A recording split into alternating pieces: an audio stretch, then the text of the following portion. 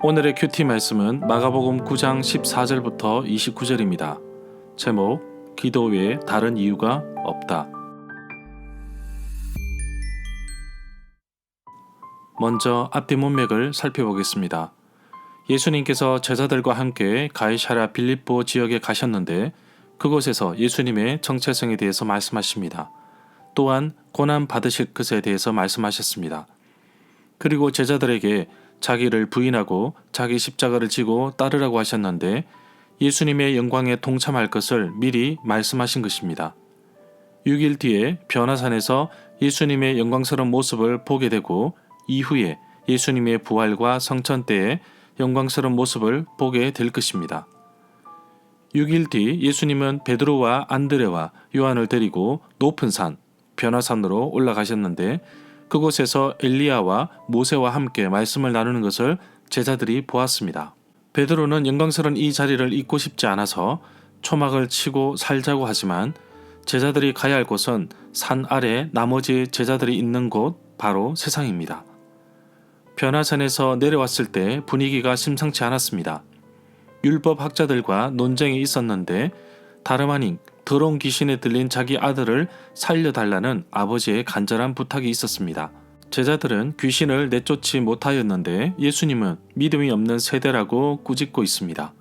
그리고 이 모든 것은 오직 기도로 이루어짐을 강조하셨습니다.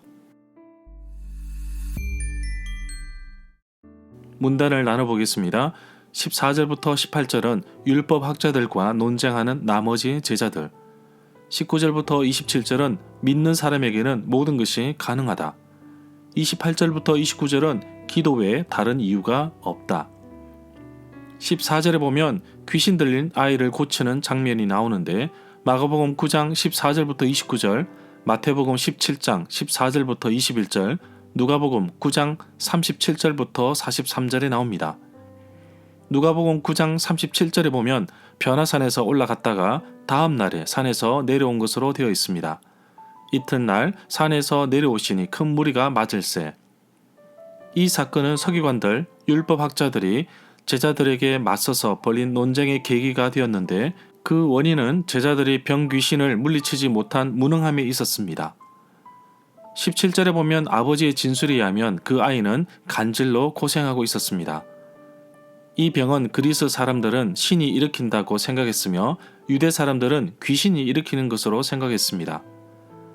마태복음에서는 아들이 간질로 인하여 심하게 고생하고 자주 불에도 넘어지며 물에도 넘어진다고 말하고 있습니다.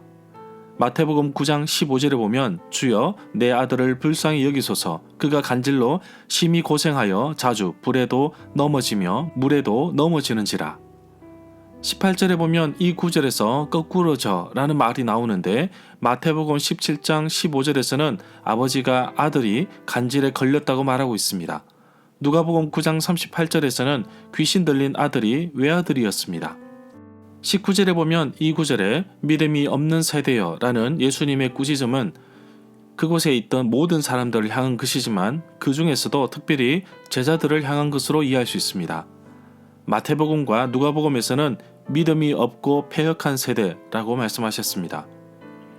23절에 보면 이 구절에서 할 수 있거든이 무슨 말이냐고 하셨는데 예수님은 그 아버지의 말을 되풀이하면서 만일 그 아버지가 충분한 믿음이 있다면 치유가 가능하다고 말씀하고 있습니다. 26절부터 27절에 보면 예수님께서 더러운 귀신을 내쫓으시자 더러운 귀신이 소년에게서 나갔습니다. 소년은 마치 시체처럼 되었는데 사람들이 죽었다고 말했습니다. 그러나 예수님은 소년의 손을 잡고 일으키자 소년이 일어났습니다. 28절부터 29절에 보면 이 사건이 일어난 후에 예수님께서 집으로 들어가셨을 때 제자들이 왜 자신들은 귀신을 내쫓지 못했는지 물었습니다. 예수님은 이런 종류의 귀신은 오직 기도로만 쫓아낼 수 있다고 대답하셨습니다. 이 구절에서 기도 외에는 이라는 말이 나오는데 많은 사본들에서는 기도와 금식으로 되어 있습니다. 절마다 상세한 설명과 구절 해석, 핵심 내용과 중심 줄거리는 네이버 블로그에 올려져 있습니다. 내게 주시는 교훈입니다. 아픈 아들의 아버지는 예수님께 자신의 믿음 없는 것을 도와달라고 부르짖습니다. 그렇다면 나의 믿음은 얼마나 될까요? 정말 모래 한 알과 같은 겨자씨만한 작은 믿음이 나에게 있다면 나는 무엇이든지 가능합니다. 여기서 말하고자 하는 핵심은 믿음의 분량이 아닌 본질이라는 것입니다. 믿음의 양을 채우기 위하여 노력하기보다는 하나님을 향한 나의 믿음이 시들지 않도록 철저하게 나를 돌아봐야겠습니다. 많은 사람들은 조그마한 고난과 어려움이 오면 낙심하고 그렇게 자신하였던 믿음이 어디로 갔는지 보이질 않습니다. 예수님께 나의 믿음을 보여드립시다. 비록 작아서 보이지 않겠지만 주님께 나의 믿음을 맡길 때 주님께서는 나를 통하여 큰 능력을 발휘할 수 있도록 함께 하실 것을 믿습니다. 이것이 성령 충만의 비결입니다.